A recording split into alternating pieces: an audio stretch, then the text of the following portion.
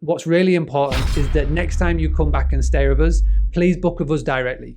We put a higher rate on the OTAs because we have to pay them a high commission cost to be on their platform. So if you book with us next time, you'll get a better rate, and we've also got some better incentives. So just tell him, if you've got earlier check-in, later checkout, if you've got free parking or whatever when you book direct, then let them know at that point, because it starts to plant it in the brain.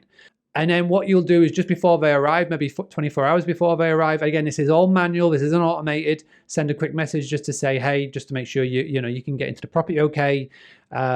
Whatever you do for that extra guest experience, then you can tell them, whether it is that you've got all the gear in your apartment and you've been able to turn on the heating before they arrive, you've got music going or whatever, say just to let you know we've got some for the arrival. If you have a welcome pack, let you know that we've got a welcome pack. If you stock up teas and coffees and you know that nobody else in your area does, to say, hey, just to let you know, we've pre-filled your tea and coffee for you. We've got a couple of bottles of water for you. X, Y, and Z. Just let them know, give them already that sort of 5-star guest experience.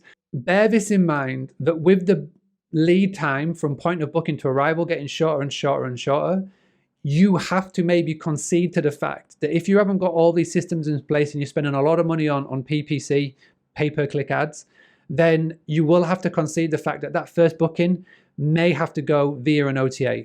But nobody should have any excuses of once they've booked from you once via an OTA, but the second and third and fourth time that they come back to you, or any referral, should never be through an OTA.